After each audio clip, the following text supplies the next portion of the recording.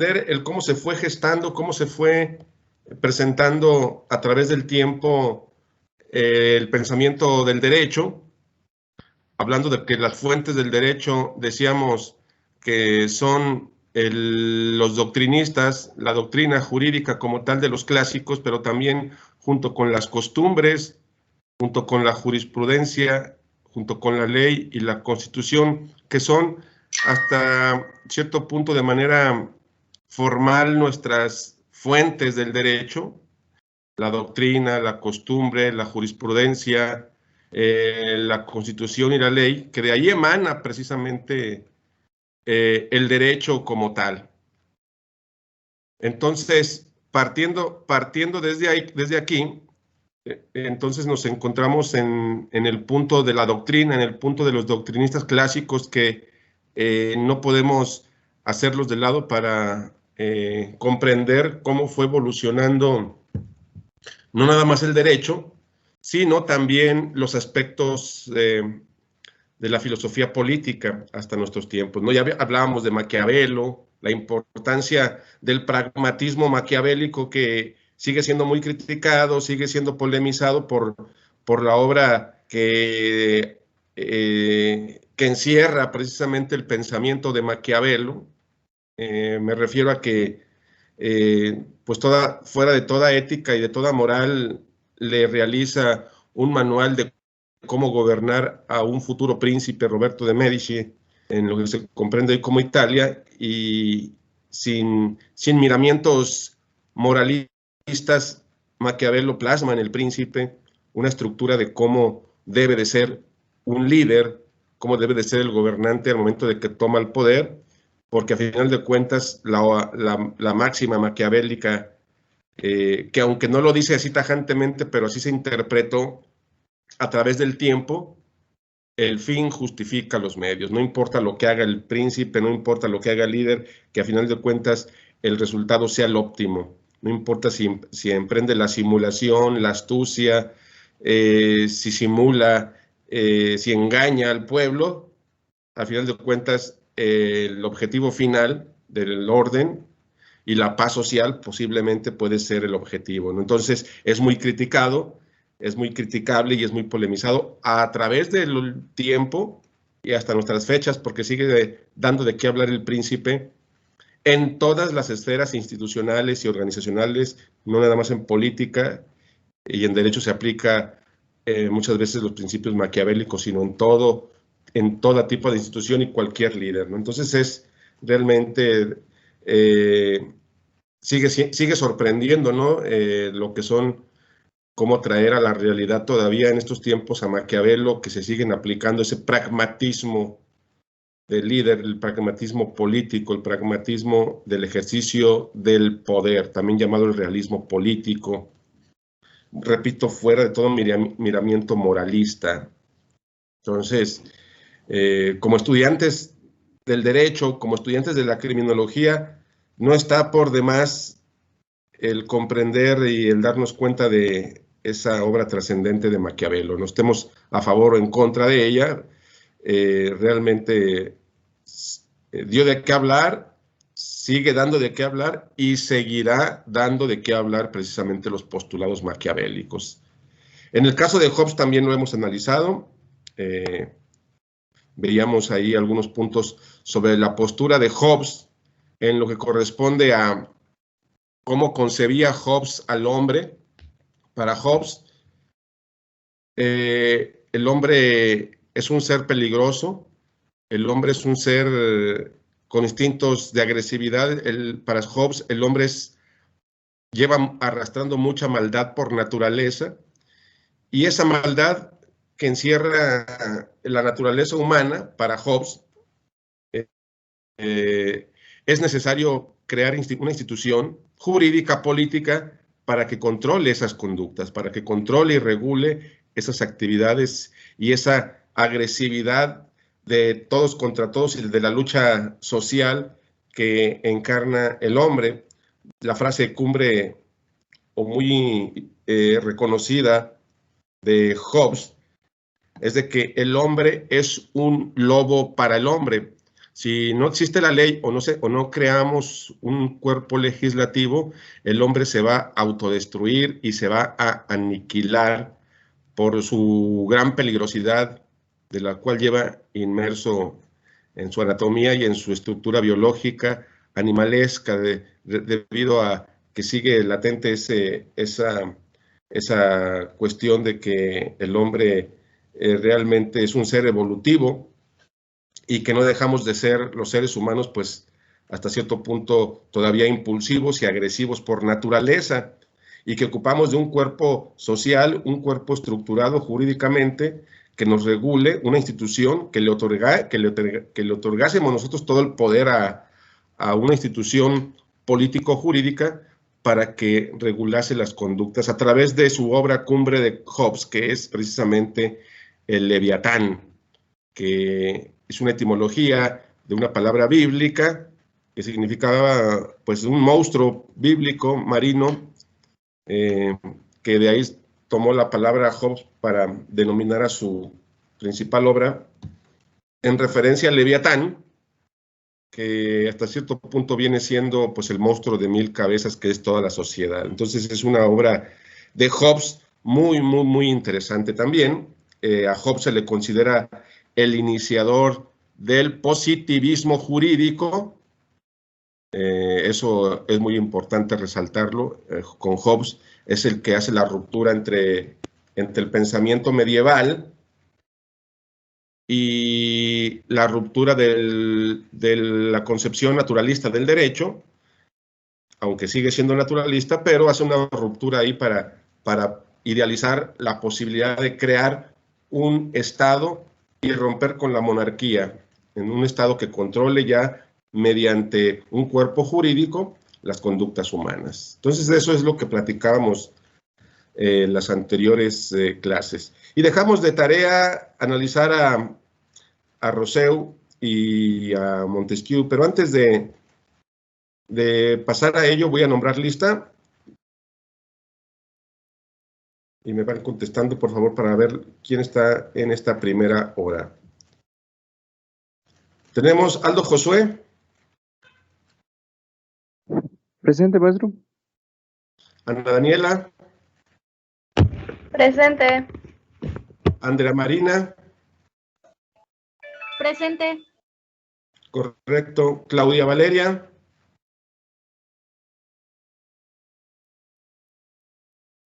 Claudia Valeria García. Ok.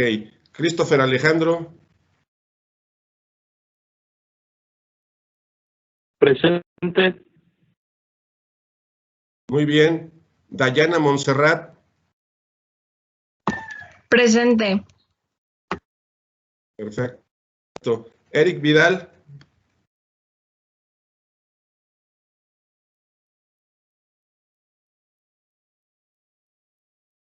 Eric Cuauhtémoc.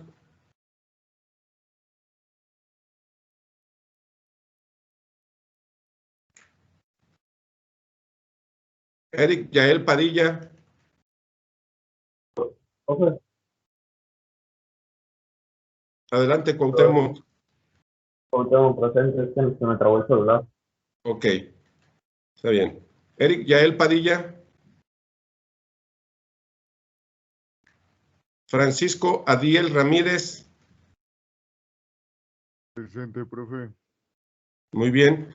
José Manuel Lee Corona. Presente, maestro. Muy bien. Juan José Gaeta Robles. Ok, Juan José. Laura Carolina Obledo. Presente. Muy bien. Miguel Mercado Herrera. Presente, profesor. Muy bien. Miriam García Sánchez. Presente. Correcto. Mónica Villegas Alejandro. Presente, profe. Perfecto. Rosario Jacqueline.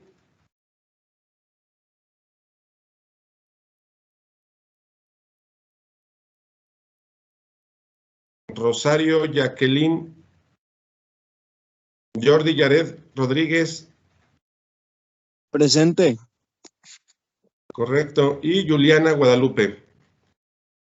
Presente. Perfecto. ¿Alguien que no haya nombrado?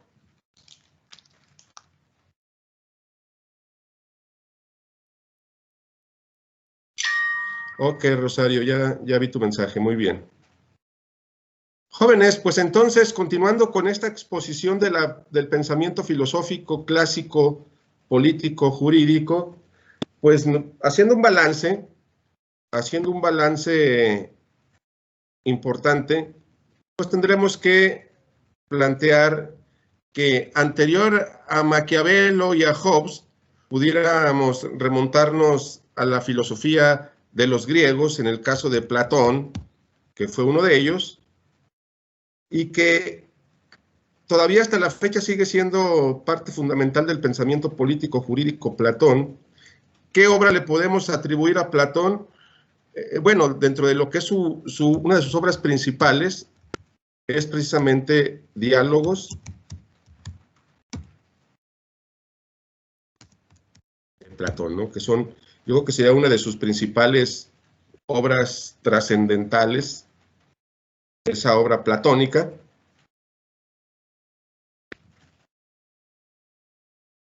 En la cual, así de manera sui generis, Platón nos dice y plasma lo que es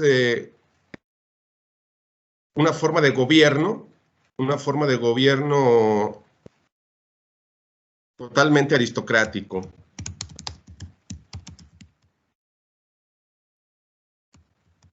¿Qué significa que sea totalmente aristocrático? Pues que gobiernen los más sabios, ¿no? Que era lo que plasmaba Platón en su obra cuando se refería a los puntos de la filosofía política. Platón ya nos habla de la posibilidad de crear un sistema completamente aristocrático, donde los sabios, es decir, los filósofos, fueran los que gobernasen. En clases estructuradas serían las siguientes, ¿no? Para Platón, las clases serían o quedarían de la siguiente manera: los sabios, que son los filósofos; los guerreros, que son los que se van a encargar de proteger a la sociedad; y por último, pues lo que llamamos los campesinos, el pueblo en general. Los trabajadores o campesinos y artesanos de aquel entonces, ¿no? Este era el concepto ideal de la filosofía platónica en cuestión jurídica política. Porque tenemos otro personaje que fue el discípulo de Platón. ¿Alguien sabe quién fue el discípulo de Platón? Pregunta.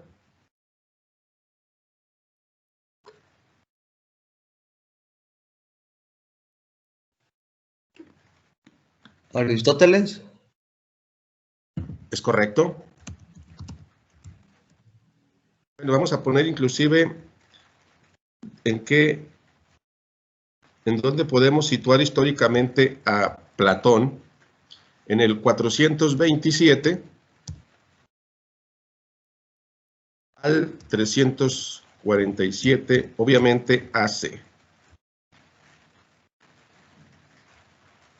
Históricamente, ahí podemos situar al gran Platón. Entonces, tiene un discípulo llamado Aristóteles, que este personaje está considerado dentro del tiempo correspondiente 384 al 322, y obviamente también AC. ¿Qué filosofía política jurídica podemos rescatar de Aristóteles, jóvenes? Bueno, su principal obra, una obra de la cual se rescata históricamente textos políticos jurídicos en Aristóteles, es la llamada Ética y Filosofía, obviamente política. Es una obra interesante de Platón, histórica, de la cual pues todavía aquellos tratadistas, historiadores, estudiosos del ámbito jurídico, político y de la conducta humana, pues todavía nos podemos remontar a Platón y Aristóteles como base. Platón es considerado, perdón, Aristóteles es considerado en este caso empirista.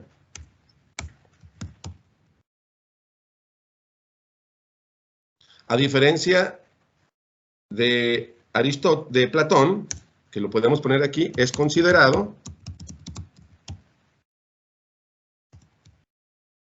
un idealista. Que para efectos, el empirista, ¿qué entienden ustedes por un empirista, jovencitas, jovencitos?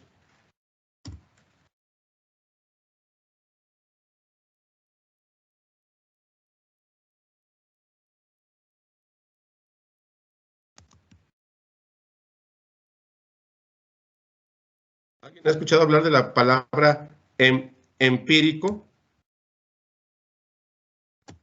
Sí, ¿Qué será eso? pues no sé, no estoy muy segura, profe, pero creo que, por ejemplo, un conocimiento empírico, es aquel que, ay, no sé cómo explicarlo. A ver, espérenme tantito, espérenme.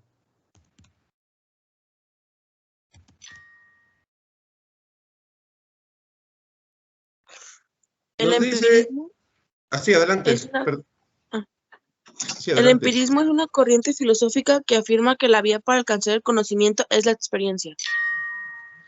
Muy bien, Juliana. La vía para alcanzar el conocimiento, dicen los empíricos, es la experiencia. Efectivamente.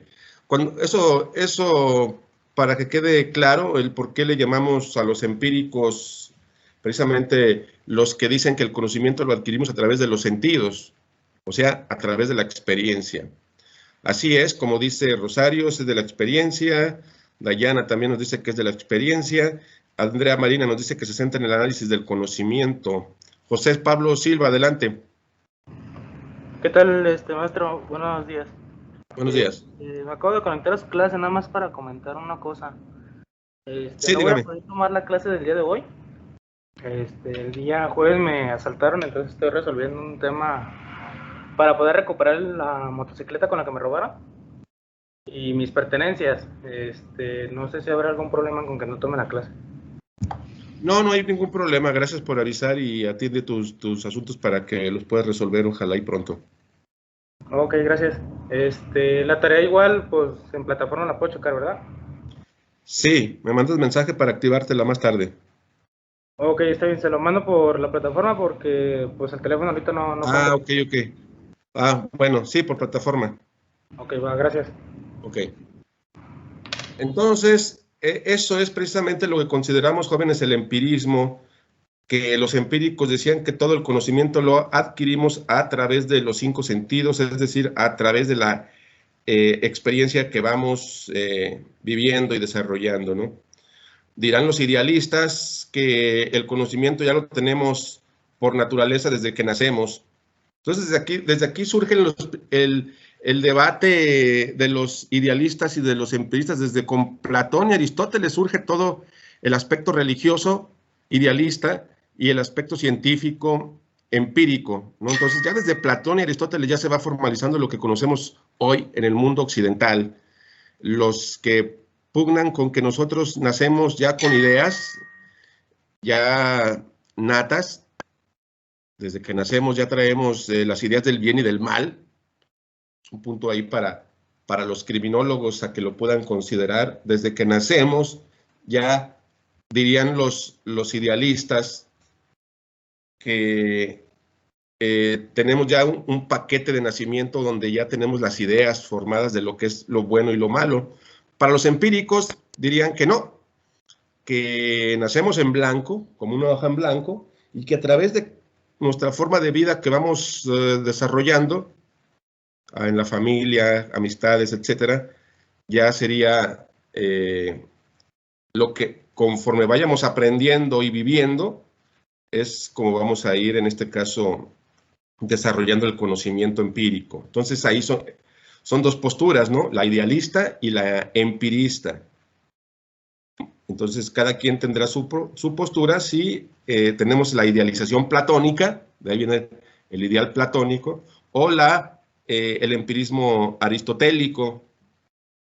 Bueno, entonces son dos personajes claves, ¿no? Dos personajes claves dentro de lo que es el ámbito político-jurídico, también en sus obras, plasman estos puntos.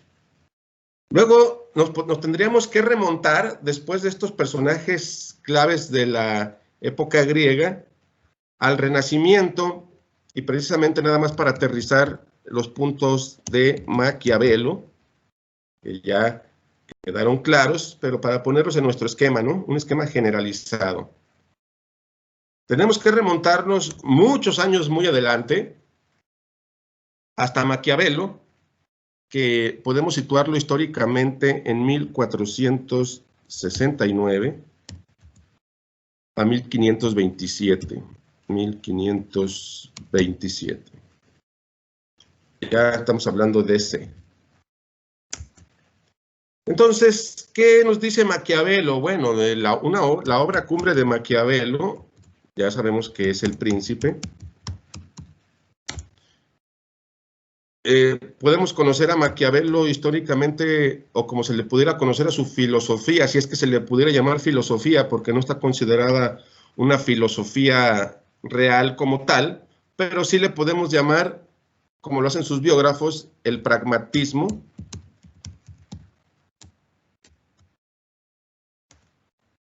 Político. También conocido como realismo político, la obra del Príncipe, que es la principal, ¿no?, de Nicolás Maquiavelo. A Maquiavelo nos dice en su obra, en su tratado sobre el Príncipe, que la naturaleza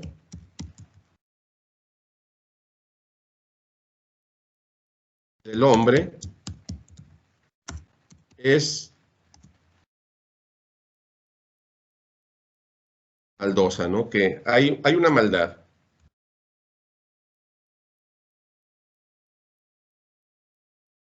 El hombre es malo por naturaleza también y tiene bastante maldad, dice Maquiavelo en El Príncipe, y para ello el gobernante debe de conocer la naturaleza humana para poder gobernar a su pueblo de una manera correcta, porque el pueblo no ama a bondadosos y a personas que los liderean con amor y justicia. El pueblo, dice Maquiavelo, generalmente termina inclinándose por las personas que son con más temeridad.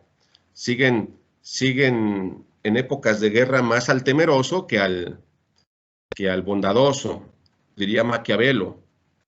El gobernante, por lo tanto, debe de conocer a su pueblo. La política maquiavélica filosófica nos dice, nos habla de situaciones realmente poco morales, como gobernar con engaños. Nos habla de gobernar con simulación. Si el gobernante no tiene virtudes, pues las debe de disimular, debe simular que las tiene, ¿no? Debe de aparentar, precisamente, diría Maquiavelo, que tiene ciertas virtudes para que pueda ser respetado por el pueblo como tal en algún momento dado.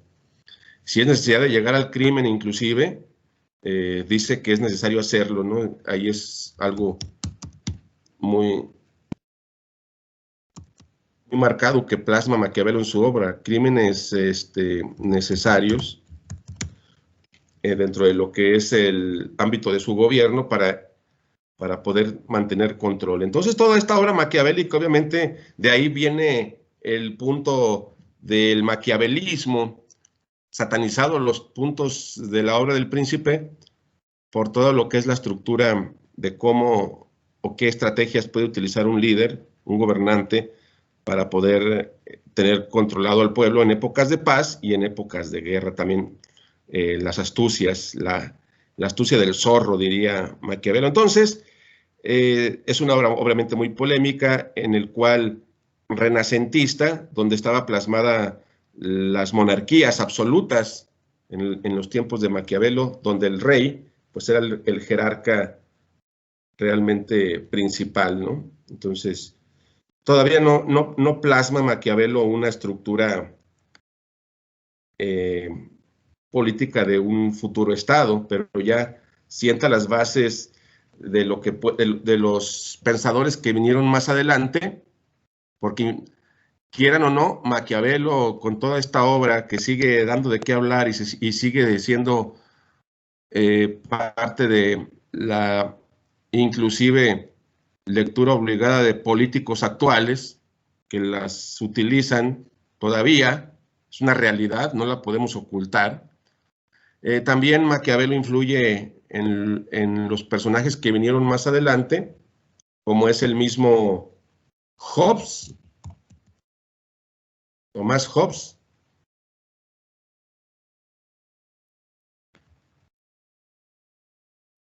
¿Vamos bien hasta aquí? ¿Se va comprendiendo? Sí, profe. ¿Dónde podemos situar históricamente a Hobbes? En el 1588 al 1679, obviamente, DC.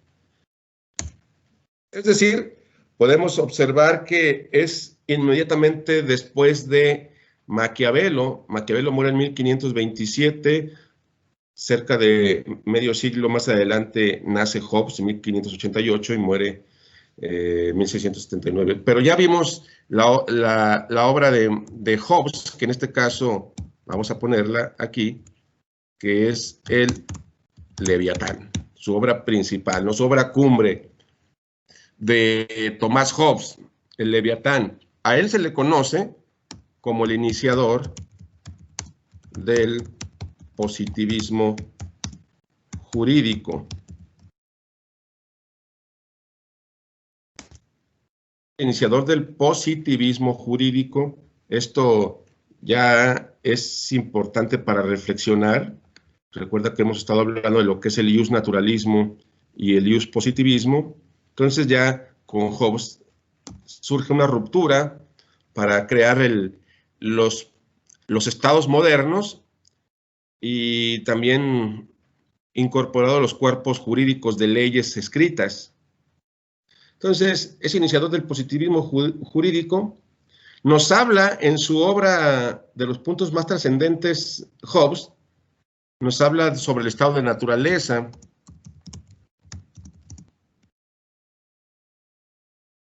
Nos habla sobre el estado de naturaleza del hombre. Nos habla de la frase principal con la cual recordamos a Hobbes, que es: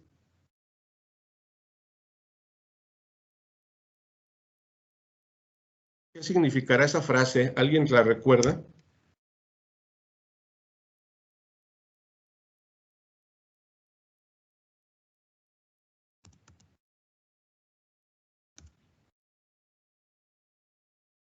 El hombre es un lobo para el hombre, diría Thomas Hobbes, ¿no? Homo hominus lupus.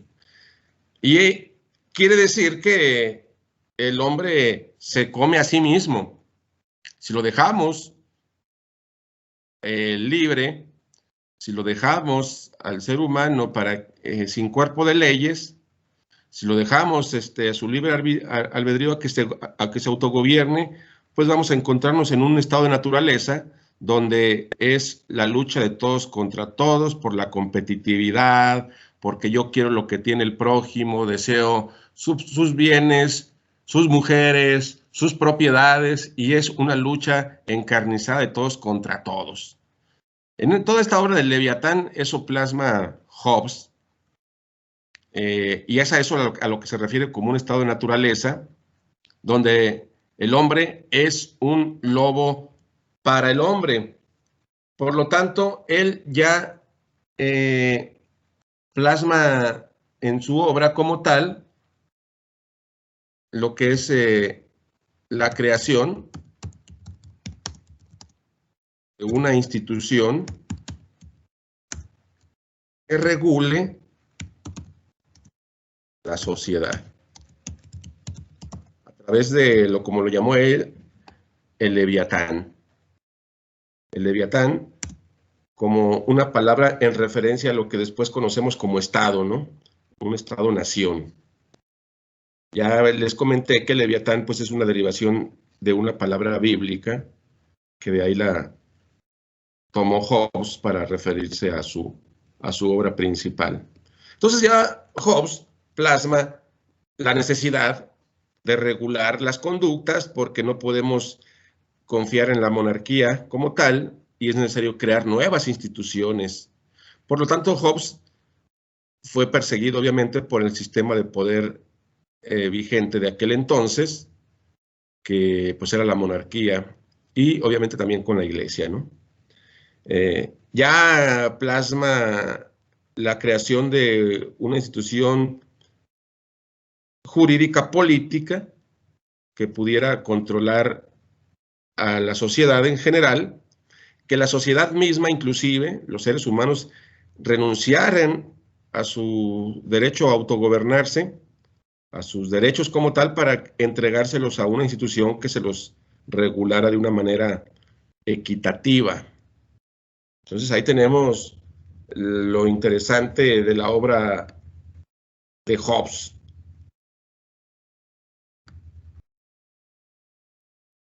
Pero viene después otro personaje, después de Hobbes, llamado John Locke.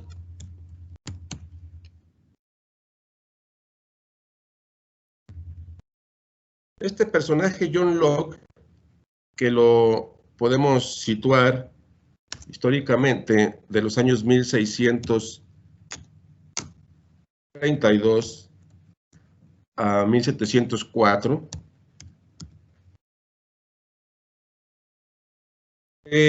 hizo una obra, su obra principal en cuestión de la filosofía política jurídica es la denominada Ensayo sobre un gobierno civil, que sería la referencia principal en materia del derecho y política de John Locke.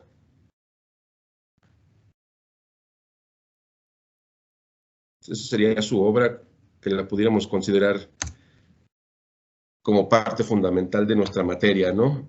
Ensayo sobre una obra civil. También Locke concuerda en muchos puntos con Hobbes, debido a que pues, es de donde toma la filosofía hobbesiana Locke para poder plasmar toda su filosofía política jurídica. También nos habla inclusive de un estado de naturaleza, pero un poquito diferente a lo que plasmaba Hobbes. Para Hobbes todos somos malos. Para Hobbes todos los seres humanos son malos por naturaleza. Para Locke dice que el hombre es relativo. Hay seres buenos y hay seres malos. Por lo tanto, muchos van a poder vivir en armonía si no existiesen leyes, pero otros tantos van a vivir en anarquía y en el crimen constante. Entonces, Locke aplica lo que es un relativismo de la conducta, ¿no? Para Hobbes todos, en general lo somos, maldosos, malosos, competitivos, destructivos, obsesivos, ambiciosos de poder, y para Locke pues hay una relatividad, ¿no? de conductas. Hay seres buenos y hay seres malos, por lo tanto, los pocos malos o los muchos malos que pueda haber van a ser una vida imposible dentro de una sociedad donde no existan leyes. Entonces, ahí es donde centramos también el estado de naturaleza del cual habla Hobbes. A Hobbes se le considera, perdón, a Locke se le considera el padre, con Locke, perdón, el padre del liberalismo político. Así es considerado Locke, ¿no? Padre del liberalismo político, es empírico totalmente, con él empieza de nueva cuenta a tomarse en los siglos póstumos a la Ilustración como de los empiristas clásicos. También plasma en su teoría política lo que es una posible monarquía constitucional significa eso, que el rey, que no recaiga todo el poder en un solo hombre como es el monarca, sino que esté dividido en una asamblea también constitucional que también pueda crear leyes de acuerdo a lo que requiere la sociedad, pero que siga existiendo a lo mejor la figura del monarca como tal. Plasma también ya un respeto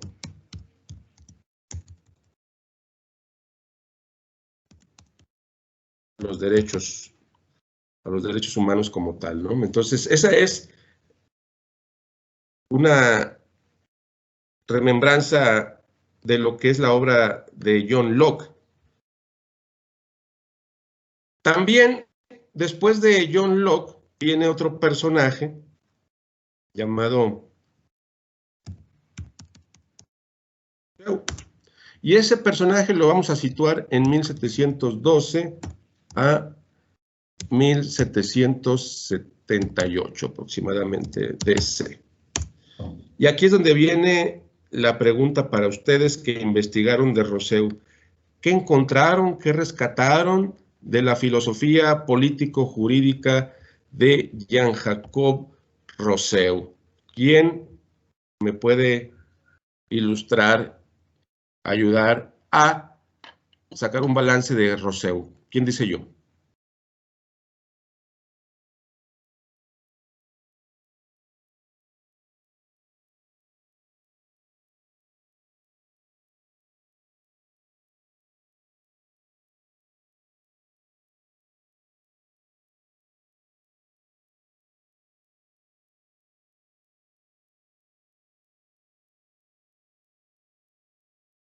Andrea Marina, ¿se encuentra presente?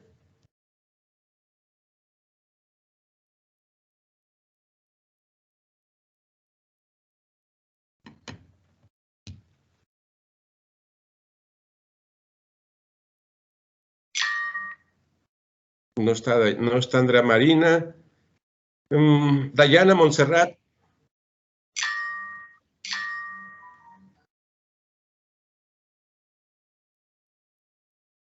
Dayana Montserrat.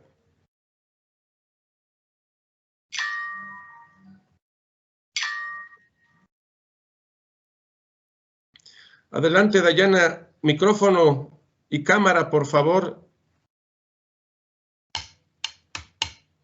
Hábleme de Rousseau. ¿Qué investigó? ¿Qué hizo?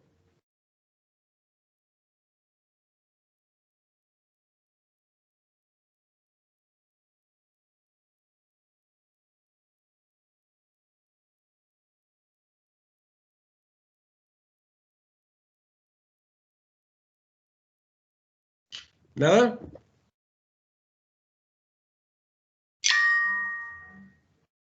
Vámonos con otra persona. Vamos con... Ocupo que estén activos con sus participaciones, jovencitas, jovencitos. Ya quedó muy claro desde la primera clase esa situación de la participación, activos, atentos, para cuando les corresponda su participación, por favor. Vamos, ¿algún voluntario? Vi que levantó alguien la mano, si no me voy con otra persona. Adelante, Juan José. ¿Ocupa que abra la cámara, profe? Sí, de preferencia.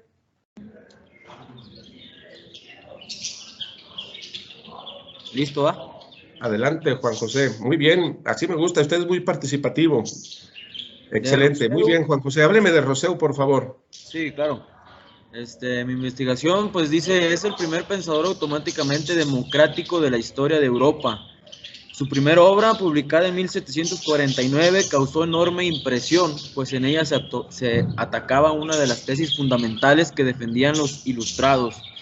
Los filósofos de la Ilustración pensaban que los importantes adelantos científicos y técnicos que se estaban verificando en aquella época no solo mejoraban al hombre materialmente, sino también moralmente. Es decir, que a medida que se progresaba en la ciencia y en la técnica, el hombre se iba haciendo cada vez más bueno.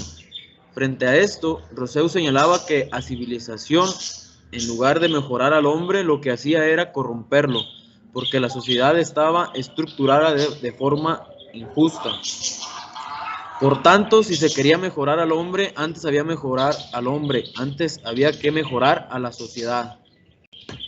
O sea, que primero se tenía que mejorar, pues, a uno mismo, se podría decir.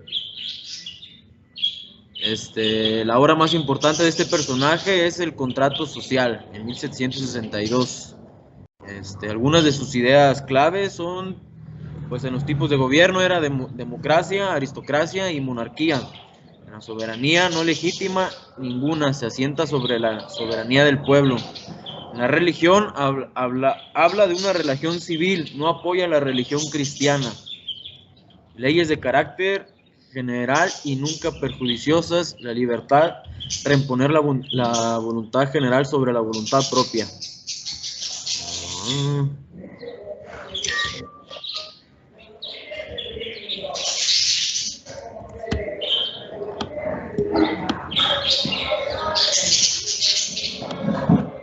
Y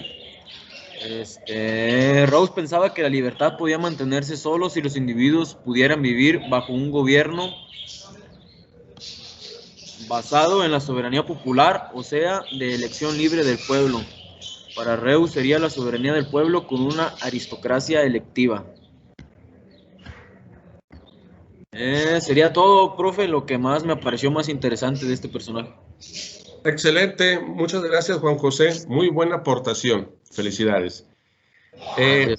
¿Alguien más que quiera agregar algo al respecto sobre Rousseau?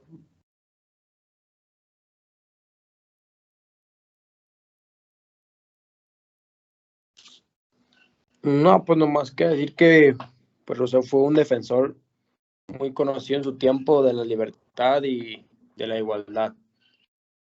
Así También, es. pues, él ayudó a que aparecieran nuevas teorías y muchos modelos.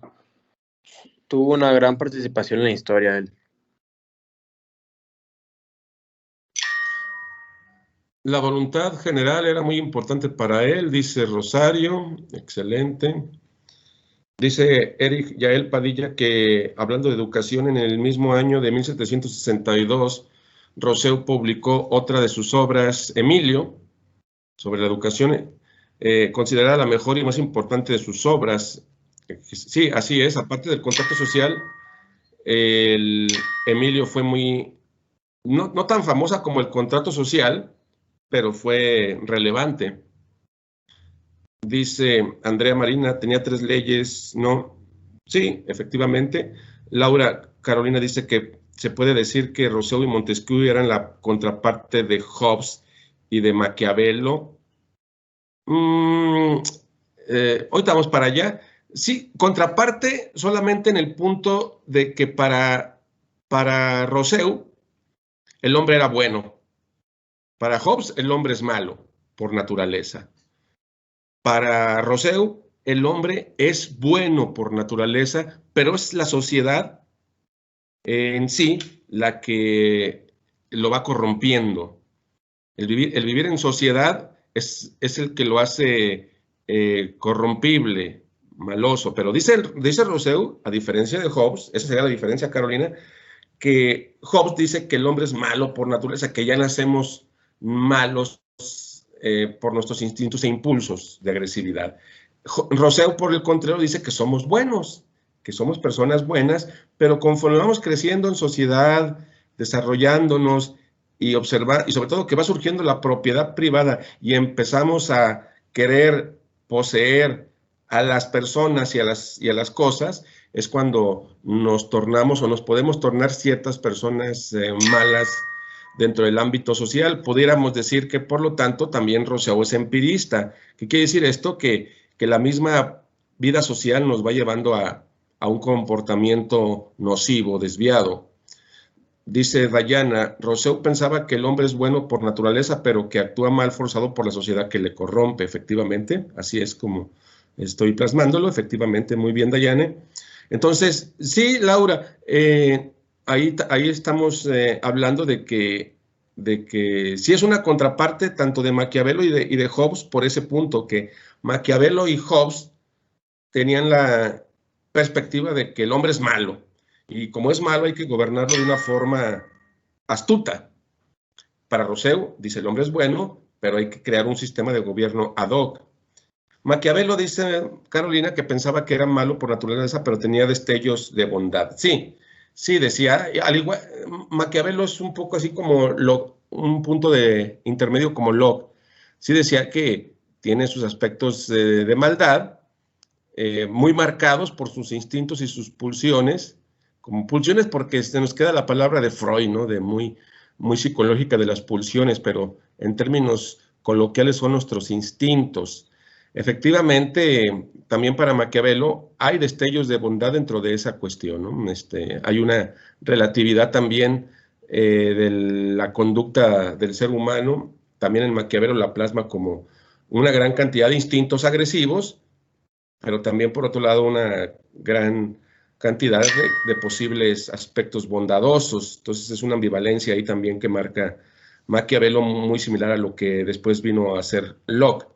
El punto es que Maquiavelo no tiene estructurada una filosofía como tal o una ideología. Él es completamente pragmático, es realista y muy a su estilo del pragmatismo político maquiavélico, pues se hace la obra del Príncipe para darle un manual de instrucción de cómo gobernar a un pueblo en tiempos de paz y en tiempos de guerra, cómo gobernar a sus súbditos, y cómo luchar con los extranjeros, cómo formalizar ejércitos, en este caso internos, o cómo inclusive el peligro de crear o comprar mercenarios para la guerra. Entonces es muy astuto, un zorro completamente la filosofía maquiavélica, que hasta la fecha se sigue utilizando. Pero sí, tiene razón Laura, hay destellos de bondad.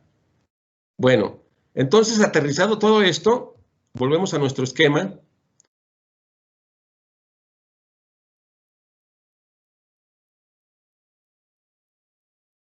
En donde dice que Rousseau, su principal obra,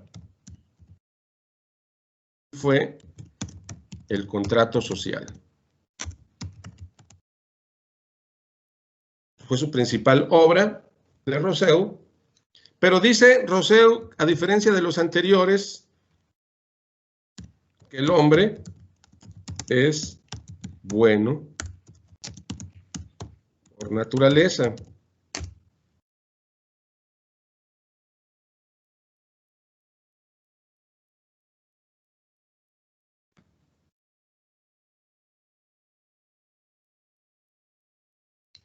También nos dice Rousseau que la sociedad corrompe.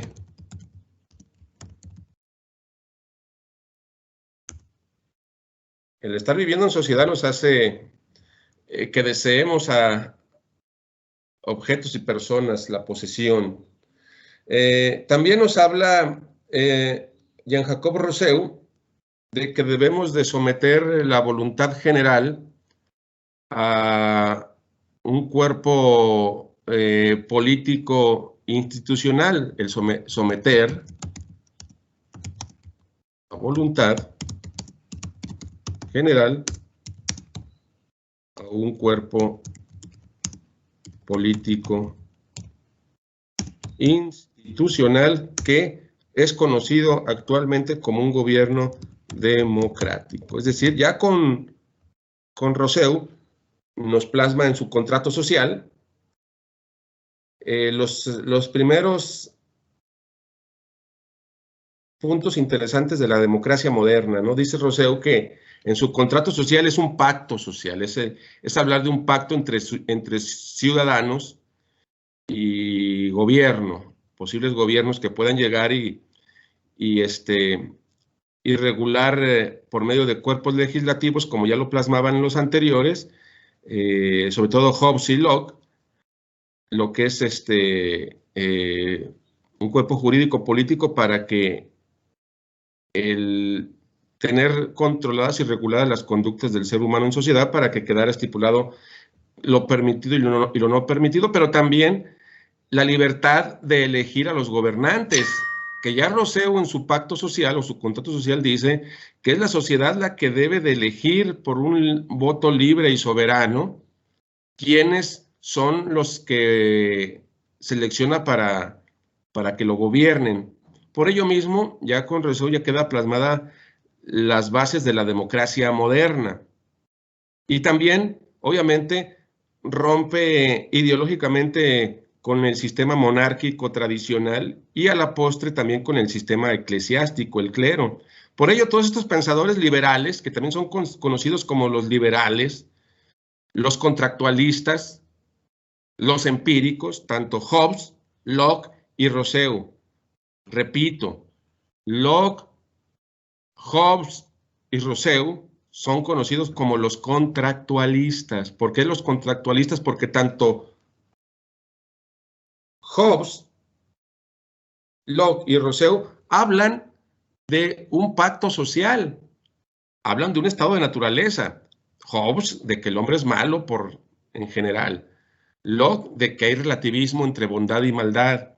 Rousseau dice que el hombre es bueno y que la sociedad lo corrompe, pero los tres están en sintonía de que se debe de crear un pacto, un contrato social, que es lo que conocemos como un gobierno republicano, democrático, constitucional, que regule precisamente un pueblo. Es decir, aquí tenemos los antecedentes, jóvenes, jovencitas, jovencitos, de lo que es los estados modernos. A la postre, estos pensamientos, tanto de Hobbes, Locke y Rousseau, que son los contractualistas empíricos por naturaleza, los liberales, el pensamiento liberal contractualista, los que vienen fundamentando junto con Montesquieu, que ahorita lo vamos a hablar de él, que no entra dentro de los contractualistas, pero sí influyente en lo que es el Estado y la división de poderes. Entonces, estos tres pensadores, vuelvo a repetir, Hobbes, Locke y Rousseau, plasman lo que es el derrumbe y el derrocamiento de la monarquía para la creación de los estados modernos y los aspectos jurídicos constitucionales. Entonces, viene otro personaje, como es Montesquieu,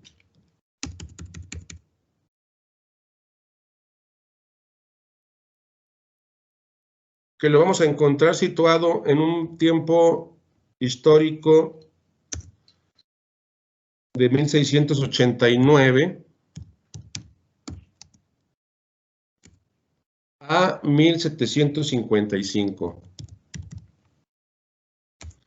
¿Qué hizo Montesquieu? ¿Qué aportó Montesquieu? Jovencitas, jovencitos, ¿quién me puede decir? La división de los tres poderes. Miguel Mercado me dice que la división de los tres poderes, efectivamente. ¿En qué consiste eso, Miguel? ¿Cuáles son los tres poderes? El ejecutivo, legislativo y judicial.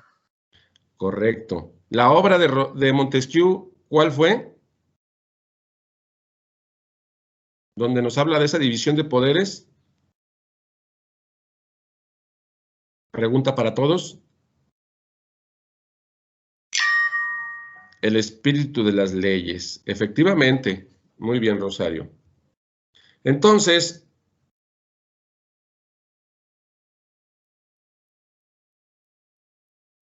Montesquieu, su obra,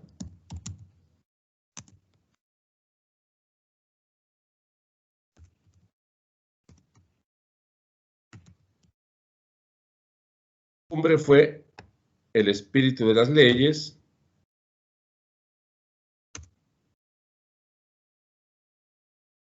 pugna por una división de poderes,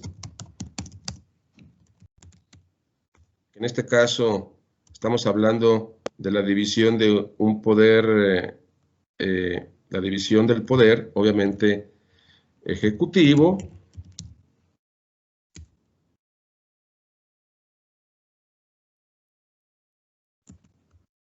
un poder legislativo,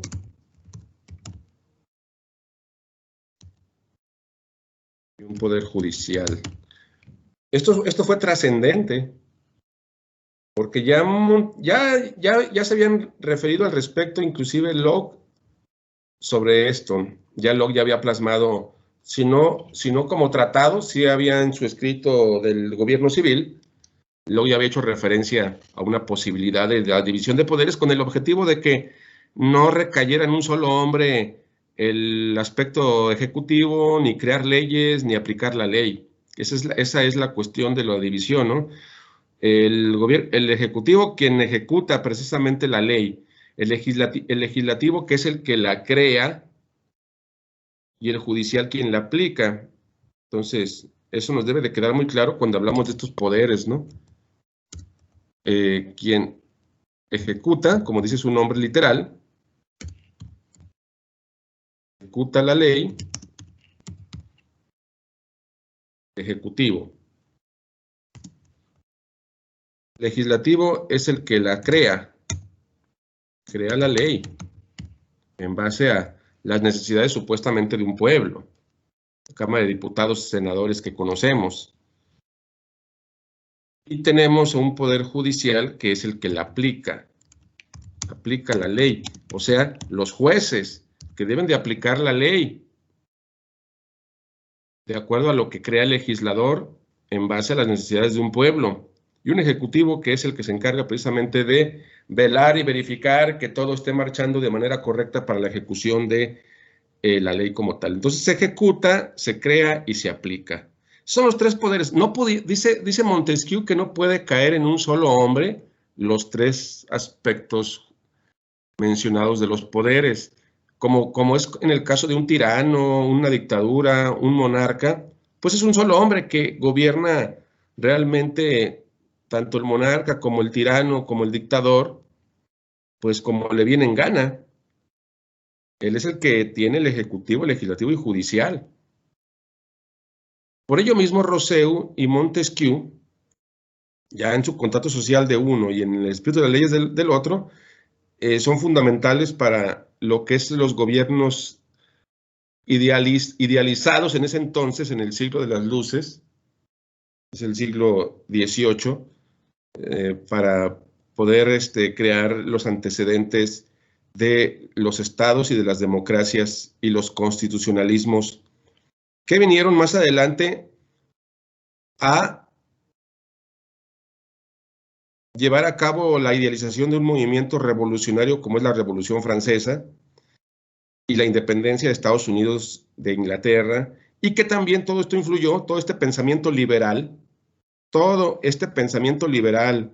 desde Hobbes, Locke, Rousseau, que son los tres contractualistas, y junto con incorporado con el pensamiento de Montesquieu, de la división, todos estos pensadores liberales como tal, su obra fue fundamental para la Revolución Francesa, para la independencia de Estados Unidos de Norteamérica, pero también, ojo, para las independencias de toda América Latina, porque influyó el pensamiento europeo en en las colonias, en este caso, que estaban controladas en América Latina. Entonces, todo esto es fundamental para que, inclusive aquí en México, también adoptaran esos pensamientos de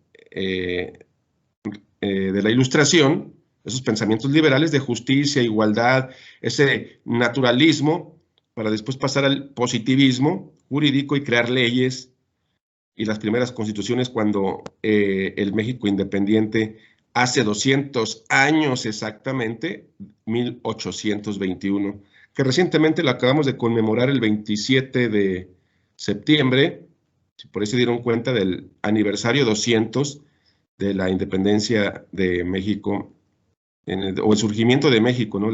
Sobre lo que es la colonia española o la conquista española. 200 años. Entonces, a partir de ahí surge también en México lo que es ya estos antecedentes de los principios liberales de la igualdad, del derecho, la justicia, la propiedad, y que orilló a dos bandos, ¿no? Que esa, como dicen coloquialmente, es otra historia que posiblemente podamos abordar. Pero fueron fundamentales estos personajes, jóvenes. Entonces tenemos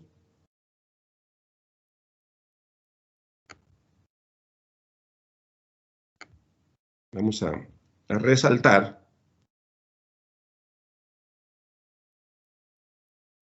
el pensamiento de Platón,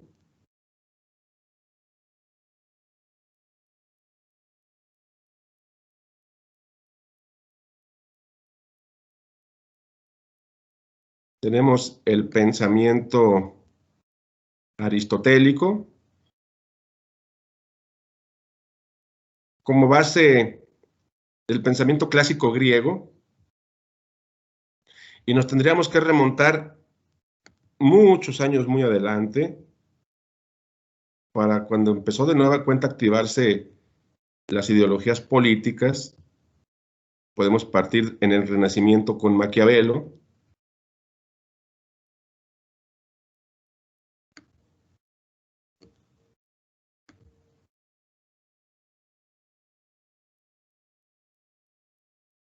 Después de Maquiavelo, pues viene un personaje también histórico dentro de la filosofía clásica, política, jurídica, que es Thomas Hobbes.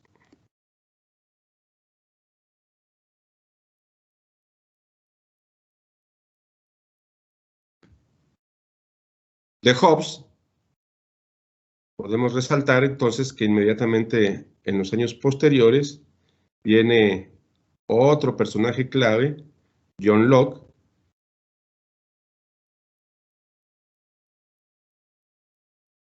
Rousseau,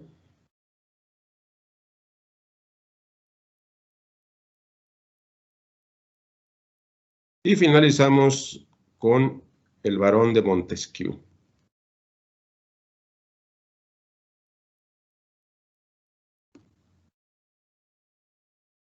Pero dentro de estos son tres los que se considera contractualistas, porque nos hablan en su obra sobre un pacto, un contrato social, un aspecto legislativo constitucionalizado.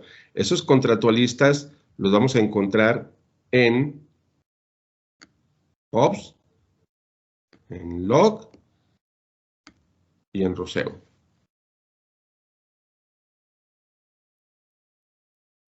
¿Dudas, preguntas, comentarios? Hasta aquí, adelante, las escucho, los escucho, todo quedó claro.